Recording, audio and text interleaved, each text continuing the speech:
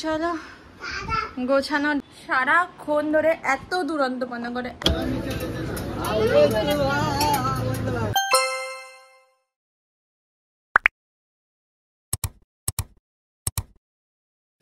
দেখি সকাল সকাল কি করেছো। কিছু আমার একটা স্বাদের জিনিস বের করলেই হলো না। টিপ ভর্তি করে দিয়েছে। টিপের পাতা দেখলেই হলো, টিপগুলোকে নিয়ে সারা মুখে লাগাবে, টিপটা একটা কপালে পড়ে।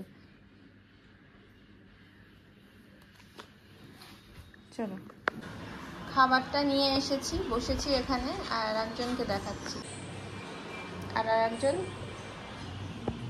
আমার পেছনে লুকিয়ে আছে, খাবে না বলে, লুকিয়ে আছে খাবে না বলে। আমাকে টিপ পড়তে হয়েছে আবার তার জন্য। চল চল খাবি চল। বাজে এখন 10:30 আর শুভ অফিসে বেরিয়ে গেল। আমি আবার একটু ঘরগুলো পরিষ্কার করি। কালকে করব একদম ডিপ ক্লিনিং, মানে ঝুল ফুল ঝাড়া, যা যা পরিষ্কার করা। তাই জন্য আজকে আমি আর কিছু এক্সট্রা করছি না, কারণ কালকে ঝুল ফুল ঝাড়লে তো এমনিই নোংরা হবে, তো কালকেই একেবারে পরিষ্কার করব। আজকে যেটা করব সেটা হচ্ছে আমার ওইখানে যে জামা কাপড়ের জায়গাটা আছে ওটাকে ঠিক করতে হবে, কারণ ওখানে এত জামা কাপড়গুলো মানে এলোমেলো হয়ে গেছে, কিচ্ছু প্রপারলি খুঁজে পাচ্ছি না। তো ওইটা নিয়ে এখন বসবো। ওটা নিয়ে বসলে মিনিমাম 1 ঘন্টা তো লাগবেই গোছাতে। এই যে এই জায়গাটাকে আমি মে মাসে গুছিয়েছিলাম, May June July August September 5 মাসে এই জায়গাটার অবস্থা এরকম হয়েছে। এবার এগুলোকে সব নামিয়ে আবার ঠিক মতো গুছিয়ে রাখবো। সব খালি করে নিয়েছি, এখানে টাল করে আমার জামা কাপড় আছে। এবার স্টার্ট করি। বাজে 10:40। চলো গোছানো ডান। জানি না কতদিন আবার থাকবে এরকম ভাবে গোছানো। এখানে সব প্যান্টস গুলো রেখেছি, এখানে সব টপস গুলো, এখানে এগুলো আলতু ফালতু জিনিস আছে। আর ভেতরের দিকে আমার সব অফিসের কুর্তি ফুর্তি গুলো আছে। আর আদু ওখানে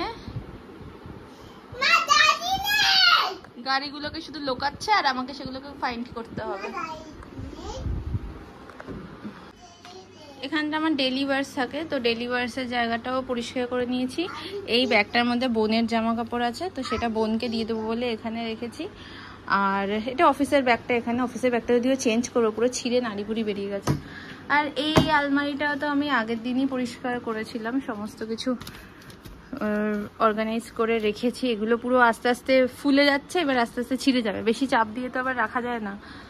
এবার ভাবছি যে এরপরে জামা কাপড় কিনলে আর রাখবো কোথায়। তো কিছু জিনিস আরও যেগুলো আমি পরবো না সেগুলো আমি এই ব্যাগের মধ্যে রেখেছি, দিদিকে দেখাবো, দিদি যদি নেয় নেবে, না হলে দেখা যাক কি করা যায়। কি কি দেবো? জেলি দেবো?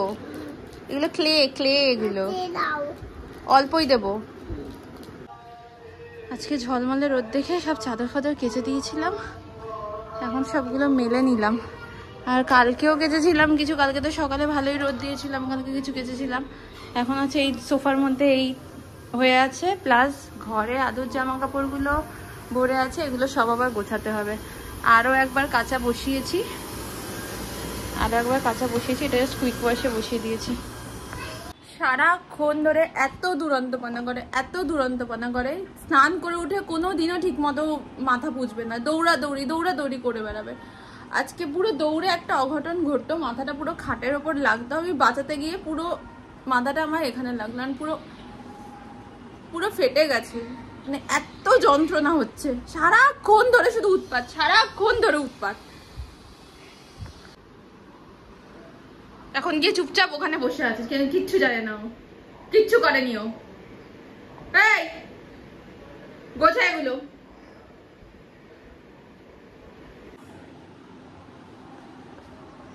কি করেছে এটা? আলু।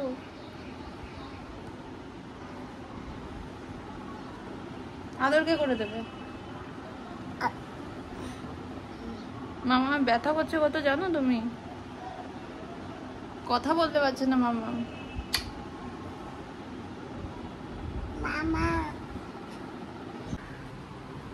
কি অবস্থা করেছে আমার ঠোঁটটা, জাস্ট। আমি ভাবলাম আজকে একটু এনার্জিও আছে, ওয়েদারটাও ভালো আছে, এখানটা বসে বেশ একটু অষ্টমীর একটা গেট রেডি উইথ মি করব ভিডিও, বাট এইরকম ঠোঁট নিয়ে কিছু করে আমি এটাকে মেকআপ করতে পারবো না। ভেবেছিলাম সুন্দরভাবে সেজে গুজে একটা শ্যুট করব, বাট আমার ঠোঁটের অবস্থাটা এমন হয়ে আছে, মানে প্রত্যেকটা ফটো ভিডিও একদম যাতা আসছে। যাই হোক, মানে পুরো মেকআপটা করিনি, জাস্ট নর্মাল একটু করে কিছু ক্লিপিংস নিয়েছি, যেগুলো তোমাদের সাথে আমি শর্টসে শেয়ার করে দেবো। আর শাড়িটার ফুল লুকও আমি পরে শেয়ার করবো।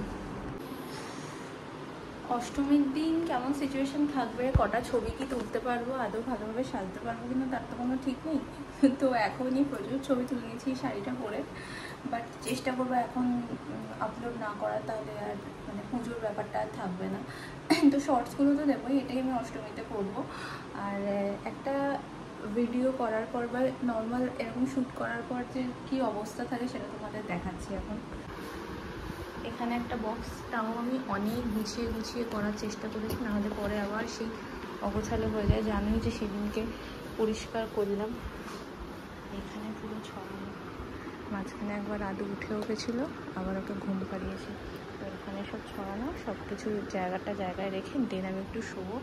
বাজে এখন 4:09, এখন এরকম 7:15 করেই বাজে। আমরা একটু হাতিবাগান এলাম, আদুকে নিয়ে আসিনি, কিছু কেনার আছে টুকটাক, তো সেটাই কিনতে এলাম। এই ঠাকুরের কাপড়গুলো নেব, প্রচুর গোপালের জামা নানা রকমের। ঠাকুরের জন্য এই সাইজটা লাগবে,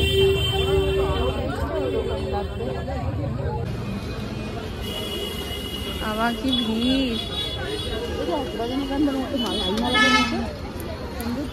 রজনীগন্ধার মালা মাথায় বাঁধা,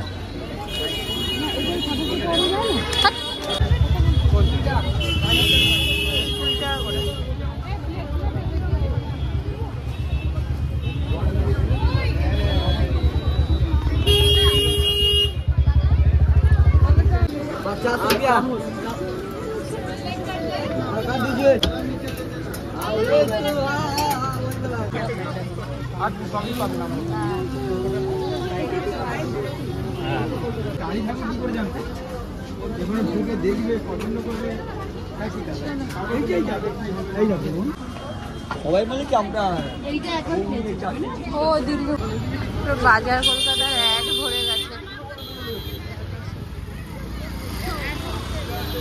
মনে হচ্ছে পুজো লেগে গেছে, পুরো পুজোর মতোই ফিল আসছে। এটা হচ্ছে ঠাকুর দেখতে বেরিয়েছে। আমরা এবার এখানে সেটা ফিশ কচুরি ট্রাই করছি, কেমন হয়।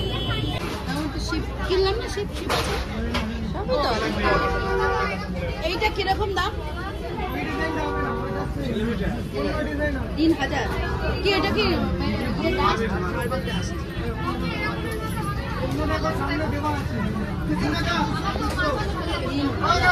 আমরা হাতিবাগান থেকে এলাম হচ্ছে 9:30 পৌনে 10টায় এলাম, মানে এত তো ভিড় থাকে।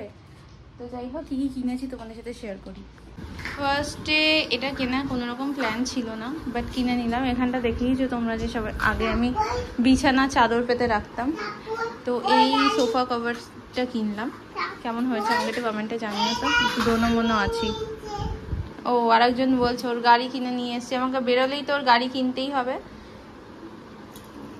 তো ওর জন্য গাড়ি কিনে নিয়ে এসছি। 4টে গাড়ির সেট। এটা একটা নিয়েছি, এটা হচ্ছে ঘরের সামনে লাগাবো, ওম লেখা আছে।